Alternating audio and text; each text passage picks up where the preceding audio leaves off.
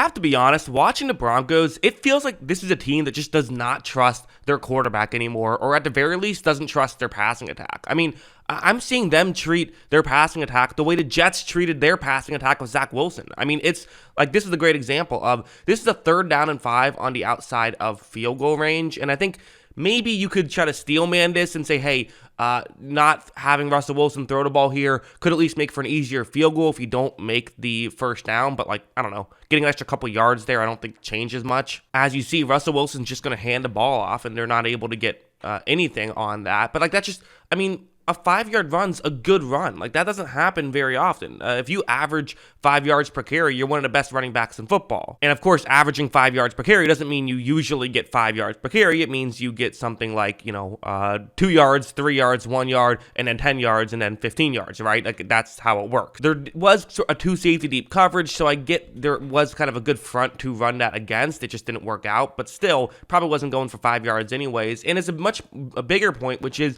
we know as football fans that on a 3rd down and 5, it's hard to get a rush for the first down there, but it's a lot easier if you throw the ball, right? We just know that from watching football. Maybe there's numbers that disagree with it. I haven't seen those numbers. Every number I've seen agrees with it, that yeah, that's not the ideal scenario to run the football.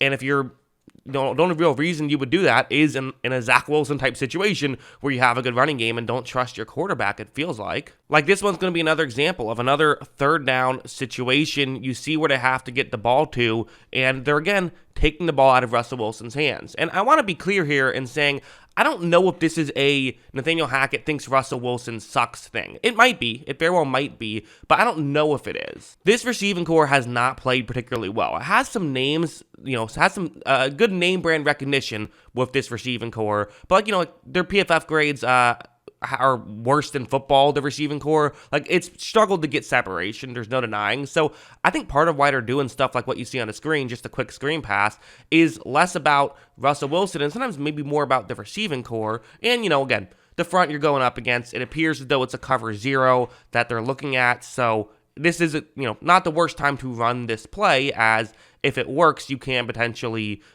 maybe not just get the first down, but get a touchdown here. However, as you see, this play is just going to get knocked down at the line, and that's kind of the other thing, is that they're trying these sort of more safe options, but those safe options aren't working. So at this point, why try the safe options? Throw the ball down the field, do that kind of stuff. So again, take whatever you want to take into account here, but make whatever decision you want to make, get to whatever conclusion you want to get to, but these are definitely things that I'm just seeing the Broncos do a ton. And even when they're not just doing that, they're doing stuff like this, which is still not spectacular, where it's a man coverage play, and you see the idea is to get the ball to Greg Dulcich, who, again, been a bright spot of this team, certainly played well as a rookie so far for the Broncos.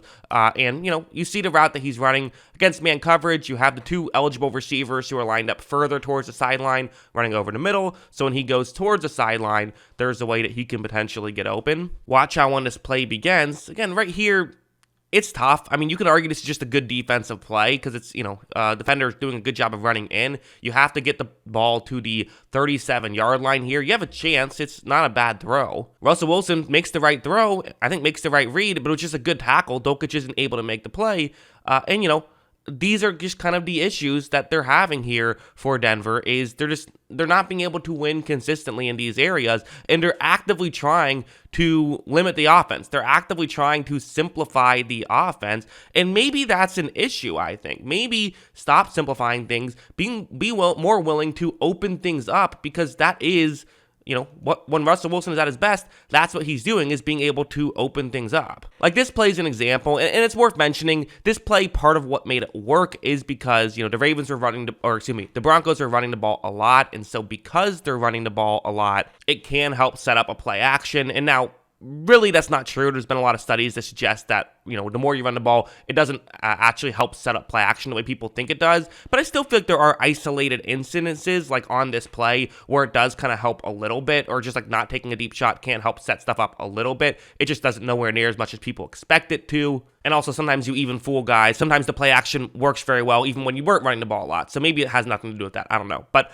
on this play, the play action is going to work. watch as you see Russell Wilson take the snap, and you see with a deep shot going over the middle, it looked like Baltimore just was not ready for it. It wasn't even really the linebackers. It was more so kind of the secondary players who were just, maybe not ready for a deep shot to happen because it wasn't happening much throughout this game. So a good opportunity to take a shot, but still, it is getting open. This is still something you should look at and say, hey, this is an opportunity that we had in this game, and we have seen teams being able to burn the Ravens down the field at times this season. You also see this throw from Russell Wilson. I mean, that's maybe the most catchable throw I've ever seen in my entire life. I don't think it would have been physically possible to drop that pass. I think if you, if you had your hands tied behind your back, you still would have somehow found a way to catch it. It was that easy to catch. So, again, I'm not saying it's all the coaching, but you see stuff like this, it does kind of make you wonder, maybe just do this. Maybe just have him throw the ball down the field constantly. That might be the better strategy, because when you're trying to take the ball out of Russell Wilson's hands, it's only getting worse. The receiving core is not good. Keep the ball in his hands as long as possible, because as disappointing as he's been, he still is probably the bright spot of this passing attack. Moving on, before I give any more hot takes like that last one, again, not saying he's played great, and I'm just saying, a quarterback can still add value even if they're been disappointing. This play, zone coverage play, once again a play action, having a receiver run over the middle. Russell Wilson takes the snap. He is going to roll out towards the bottom of the screen. You see this window, and this is the last thing we still have to talk about with the Broncos and with Russell Wilson, is they're just not hitting these plays. This is a throw that is a tough throw. It's not easy to make, but this is one that, Russell Wilson of 3 years ago is just hitting every time. Like, he's not missing these. This is why he was, people talked about how crazy it was that he never had an MVP vote. It's because of he was consistently doing stuff like this. However, this time he does, throw a bit behind, and the receiver isn't able to make the grab. And it's, Cortland Sutton on that play, who I think we all agree is like a good player, but it just hasn't worked out this year. And is it a Russell Wilson thing?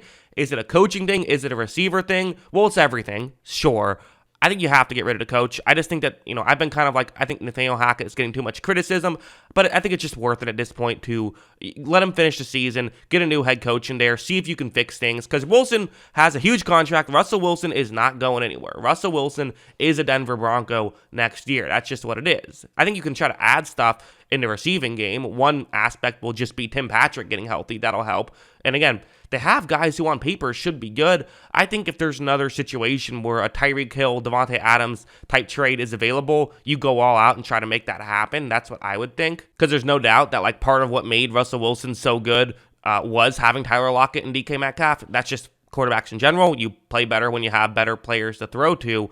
That's kind of what I think about the Broncos. And you have a little bit more time to kind of get a little bit more of a sample size and see if that's really what you want to do. But, it's definitely been a disappointing season. To me, I'm not taking the ball out of Russell Wilson's hands, though. I'm going to keep giving him opportunities, because at this point, the season's over anyways, so might as well just see what you have in him, see if he really is washed, or if it is a coaching thing by trying different coaching aspects. And if one starts to work, well, then maybe you have some hope, or maybe it's just the receiving core is a mess, and that's the issue. But I don't know. It's interesting. What do you guys think? Let me know in the comments below. Always love hearing from you, and of course, as always, thanks for watching.